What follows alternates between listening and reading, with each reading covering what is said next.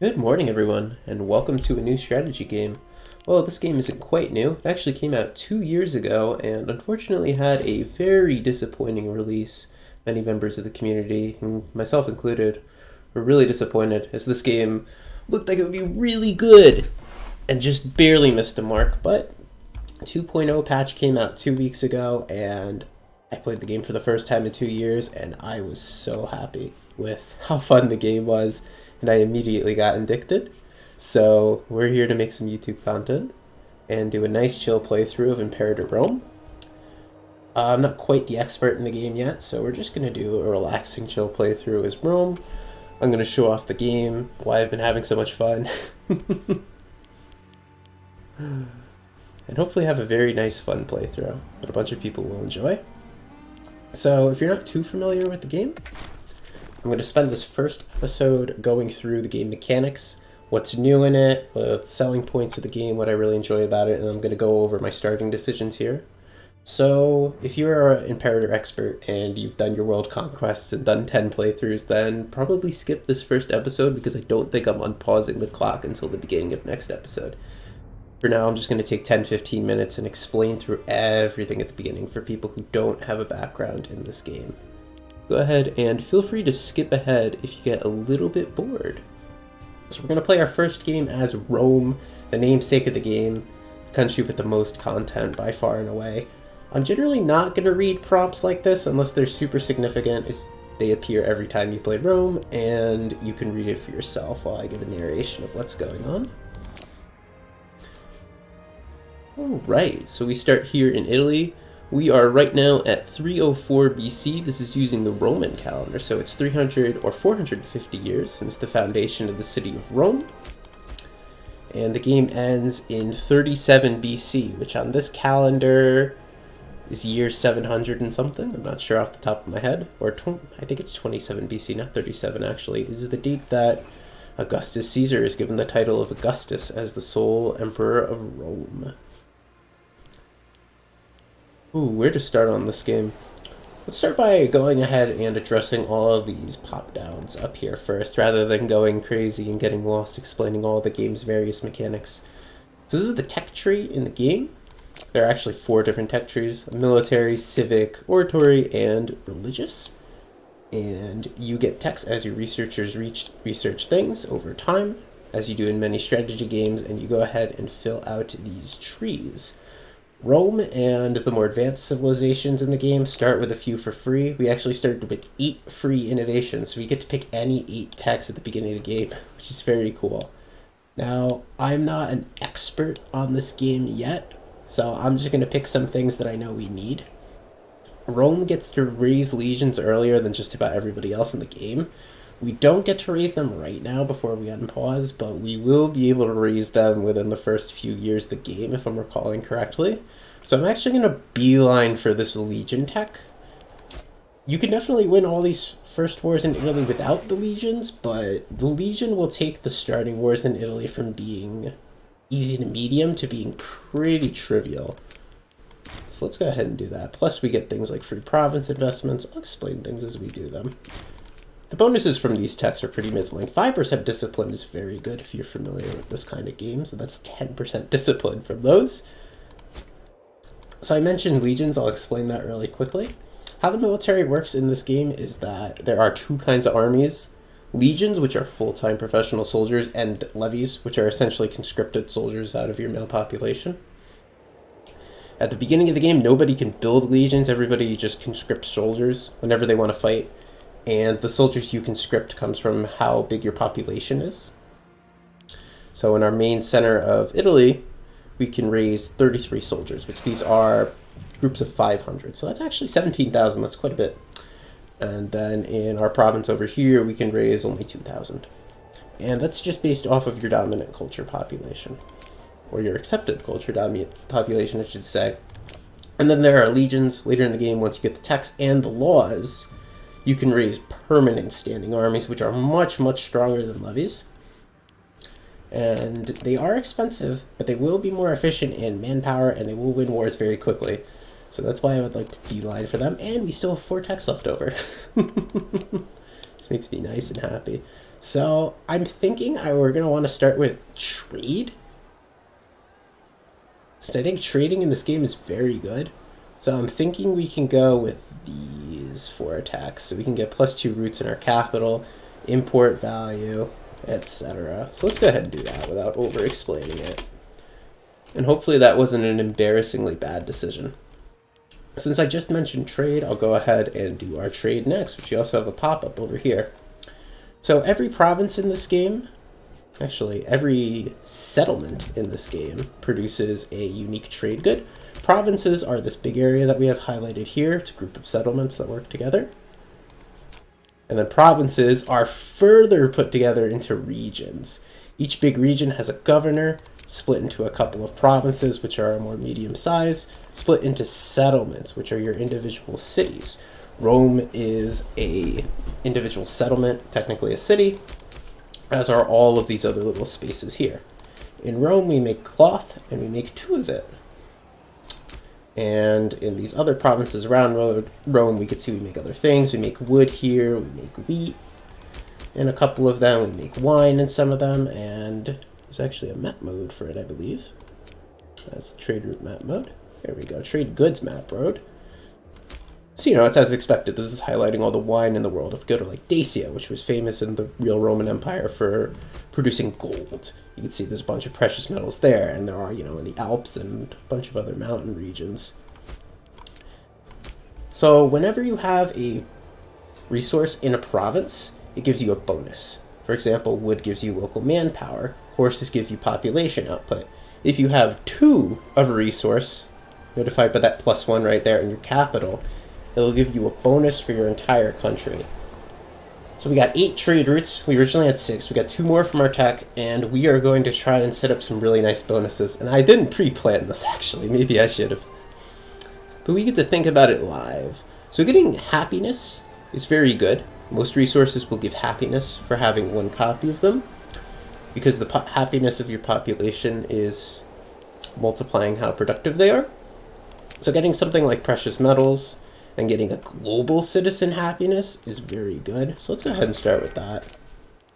I didn't plan this. I'm kind of guesstimating as we're going here what I think will be good. This is an amazingly optimized strategy right here. This is just what I think is going to be good. This for build cost and slave happiness is very good. So let's go ahead and get 2 copies of stone. I'm also not paying too much attention to who we're importing from. It's not going to matter at the beginning of the game. Maybe I should make sure that we're not importing from these other little Italian states that we're going to start a war with. See, these guys are Gallic, not Italian, so I think it's okay to import with them for now.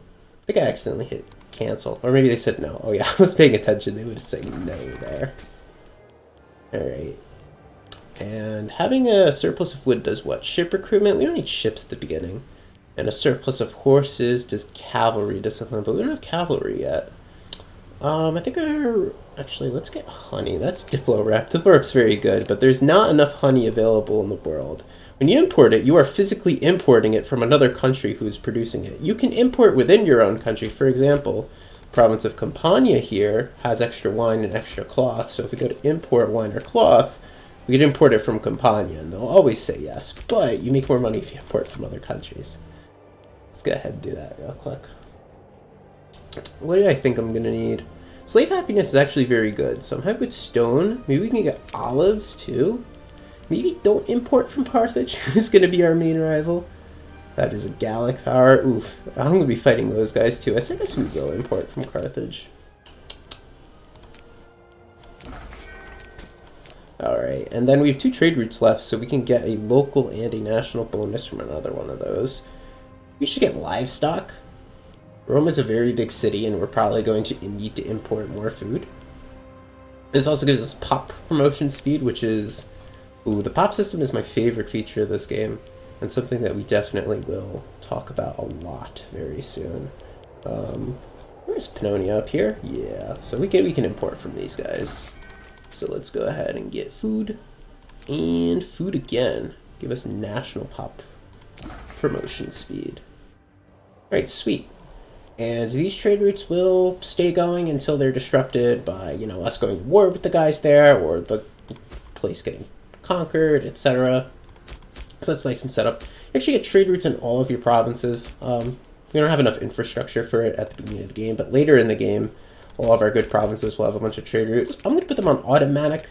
I don't think it's worth micromanaging all the trades in your non-capital province, but I could be wrong about that. I am still learning this game.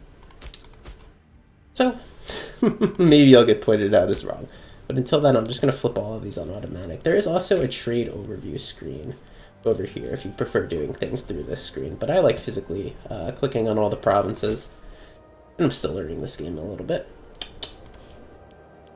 All right. Let's go ahead and talk about the pop system since I touched on that. So most strategy games will abstract away population and go ahead and say, okay, this province produces 3 tax and 200 manpower, or something like that. Imperator Rome does an awesome thing where it actually tries to simulate the people who live there.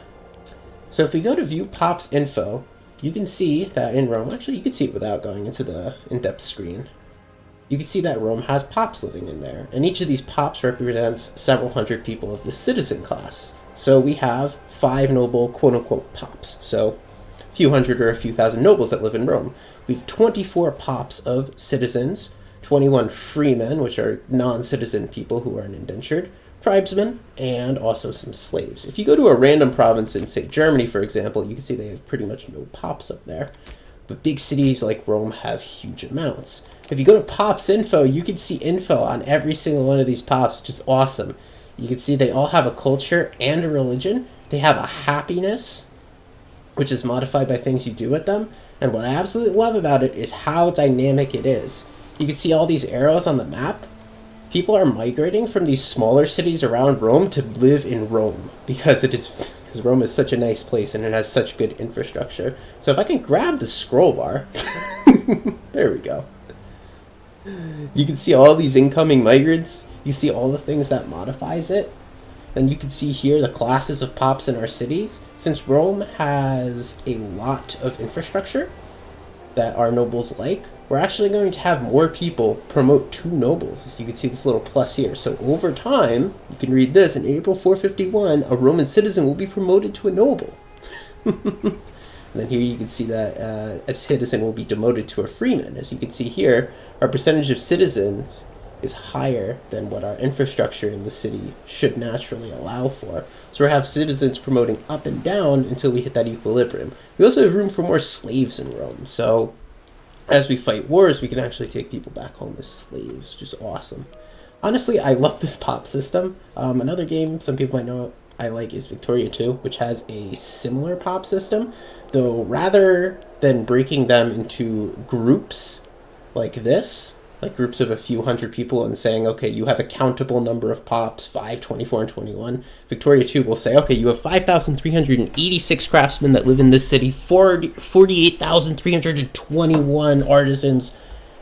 And that system is awesome, but I really do appreciate how EU Rome took it and made it more discreet and gave the player all of the information to see over here, rather than having just a really convoluted and complicated pop system. This pop system makes the game feel dynamic. It's one of the complaints I had at the start of the game. It had this awesome pop system, but it essentially had buttons like, oh, pay 20 mana to convert your pops from a non-accepted religion to your main religion. And I'm just like, why would you have a button like that? That defeats the point of having a pop system. Have it so that people naturally grow and convert over time. See, look, religious conversion increases by 0.63 every month. So 14 years from now, one of our Jewish citizens is going to convert to our Hellenic religion. And then cultural assimilation. One of the Hebrews that lives in our capital of Rome is going to become a Roman culture in 12 years. I really love it. I love it when strategy games have these dynamic systems that go on under the hood. It really makes them feel alive, if I'm going to be honest. And the buildings in this game are also very good. I know these also got rebuilt or redone for the 2.0 patch. So I'm not going to bore everybody going over every single one of them. But for example, I could build a court of law, which is one of the buildings that's cool for citizens. It gives all the citizens happiness, but it also increases the desired ratio. And that desired ratio is what we saw over here. That's what I was talking about before, about how Rome has a good capacity for nobles. If you keep building those buildings that are good for your pops like nobles and citizens, then everybody's going to promote, and you're going to have a capital full of smart, educated nobles and citizens that's going to produce a lot of science. And if you build, for example, mills and other buildings that facilitate slavery or manual labor, a lot of your pops will demote, but you'll have a very productive province. And that's one of the things I really love about this game so far. It feels so alive, and you understand how everything you build directly impacts your pops. And your provinces don't have flat modifiers that say, okay, this thing produces 12 science and 26 manpower until the end of the game, and you can click this button to upgrade it. Click button to upgrade gets boring. It makes the game feel like it lacked depth, and that was my main complaint when this game came out. The game really did lack depth. It had this pop system, but it didn't use it well, and now it's using it very well. That's awesome. I'm in love. All right, enough of me rambling about the pop system. Oh, also, if you're a Paradox fan, you know seeing Paradox do a pop system in this game makes it very likely that we'll see a Victoria 3 pop system based off of this. And honestly, I would not be upset at all. I really like this pop system so far. I might eat my words in a little bit and change my mind and say Victoria 2's pop system was vastly superior, but I think right now, this pop system leads to better gameplay than Victoria 2's pop system. Victoria 2's pop system felt very... obscure is not the right word. Convoluted is the word I'm looking for. It felt very convoluted, and it was hard to understand how your gameplay actions had agencies on your pops, you know? Whereas here, all the information is presented to you, and you feel like you have a lot of agency and action in this game. Alright, moving on from that. In this game, we are Hellenic, which means we can pick a pantheon of primary gods for our civilization. Oh boy, I didn't plan this either. I remember switching this in my previous campaign. So each god gives you a passive bonus, which you can see here at the top, and then you can call down an omen every 10 years or so. I forget the exact duration of time to get a secondary bonus. So Mars, the god of war, gives us morale, but if we're at war, we can call upon his omen to also get discipline. But that's at the opportunity cost of not getting the omen for Mercury, who would make us a lot more money. So I think actually I switch out Mars to Apollo, because happiness is like very, very good. Happiness multiplies productivity. It also keeps your provinces further away from revolting or disliking you. So I'm going to switch out Mars for Apollo. And this population capacity is good. I think there's better. Temple of Diana. We own the Temple of Diana, actually. Maybe we could do this one. Right there in Capua. I like that population capacity, because Rome is very close to its population capacity right now. However, there's a very big upside to having a god in your pantheon that you own the temple of. So let's go ahead and do that. By the way, we also own Temple of Jupiter in Roma. Because when you own the temple, you get to put some artifacts in there. So look at that. Another 10% happiness for our cultures. Don't mind if we do. Integrated cultures only, but that's still very good. And assimilation speed. Okay, so these two together means that our main culture is happier and people get assimilated into our culture faster. That is a win-win right there. And then the Temple of Delphi. This exists, but somebody else owns it. Mercury has no holy site. Do we want someone other than Mercury? I think Mercury's very good with 10% output and 10% and 15% commerce income. In fact, I think this might be... Okay, also the 11% happiness right here is also a very good buff. Trying to think in my head right now, is 11% happiness better than 15% income? Well, how happy are my integrated cultures right now? Actually, not that happy. Really? I thought they would be happier than that. Oh, right, because we just flipped a deity, which cost us stability. That's true. So we actually are hitting minus 30% happiness. So without a minus 30% debuff, these guys still aren't at 100, so we can go ahead and call down... Oh, I can't call it down because I just switched her. Okay, so we'll do this one. So our happiness is a little bit low because our stability is a little bit low. Let's address this last flaggy right here. You can take some ideas in this game. If you match them up categorically with what your government provides for you, you get an extra bonus. So As I said before, I think happiness is very powerful, so we're going to go ahead and match those up. The oratory one, I think we are going to want this one because we're going to be integrating some subjects. We start the game with a few subjects, actually. These 4 little states right here are actually our feudatory vassals. So that will help in integrating them into our country. And we will get some events to take all these little Greek city-states here and some of the islands here as vassals. So integrating them is going to be very good. And then our choices are very limited at the beginning of the game because our tech, you see these grayed out one, requires more advances in martial. So we get one for morale, one for shipbuilding costs, and one for army morale recovery. And I don't plan on building ships for a while, so we're just going to take the other 2. Alright, sweet. That gets rid of all of the big banner concerns, but I do want to go through all the menus and see what else we have to do. Maybe talk about the game really quick. So this game does have characters in it, and the characters do play a pretty big role. It's not a character-centric game. You're still playing as the state, but characters play a huge role. So let's go over the character card real quick, and I'll explain what everything is in case you don't know. You can say basic information about the people, like how old they are, if they have loyal military to them, how powerful they are in the country, how much money they have, etc. And then you see their stats for being a ruler. You see their loyalty to the state, also to you, your character. Their popularity, which goes from 0 to 100. This loyalty also goes from 0 to 100. 50 is average. Below 35 means they're rebellious. Statesmanship, which is just a modifier for how well they could do a government job. And corruption, which starts at 0, increases if they get it corrupt. That's pretty straightforward. And then these are their skills, just how good they are at these various things. Having a 0 to 5 skill is kind of bad. Like 5 to 9 is average for someone in a position of power. 10 or above is where you start having very good characters. 10 or above in their primary stat. It's rare to see a character that is above 10 in multiple different stats. So, you know, we have a 7, 9, 6, 8. That makes us a pretty good console. Actually, a very well-rounded console. You would love to see us have, like, a 12 in our primary stat if we wanted to lead armies. We would love to have 12 martial, but whatever. We're still a good character. So we have Rome as a consulship, so we have a co-consul who rules the government with us. We also have a Senate. We have 3 different parties in the Senate. This is, of course, based off real life. We have the Optimates, the Boni, the Populares, which are pretty much, this is like the socialist faction of Rome that serves the plebs. This is the conservative faction, I believe, traditionalist. Yeah. And then these guys are the oligarchs within Rome. Each different faction has an approval for you. It starts at 50. It's going to both increase over time, and doing certain actions will increase or decrease it. So if the Optimates want you to go to war and you go to war, you'll gain 10 approval with them. That's pretty straightforward. And this is the number of seats they have in the Senate. And then over here you can see an average support in the Senate that you have. If it's below 51%, then you're going to incur tyranny whenever you do anything without the Senate's approval.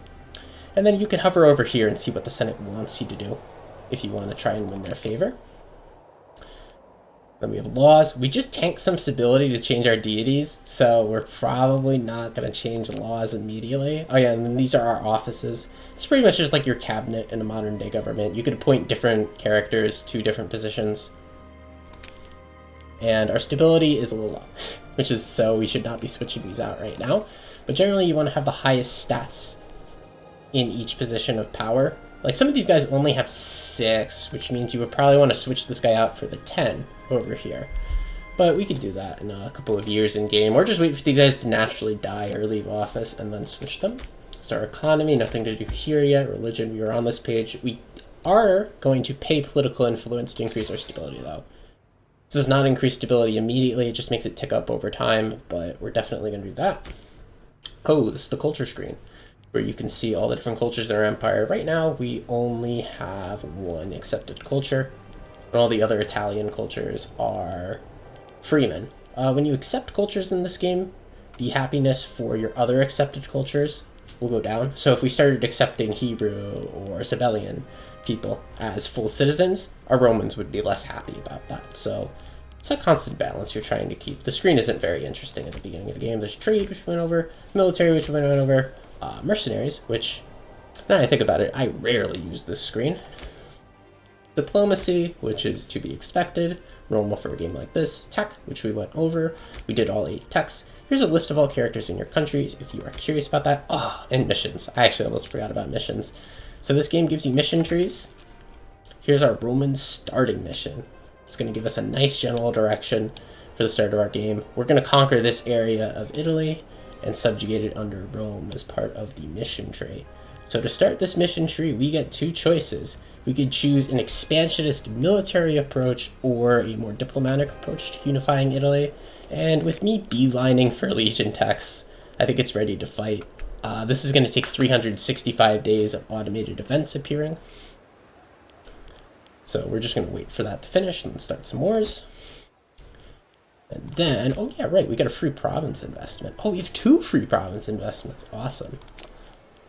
I've already talked too much. I don't want to go over this. So I'm just going to click on this one. And you know what? That is actually 25 minutes by my watch. So I hope everybody enjoyed the 25 minutes of me talking about this game and why I like it. Next episode will unpause and we'll start playing the game. I hope everybody's excited for that. I'm looking forward to it.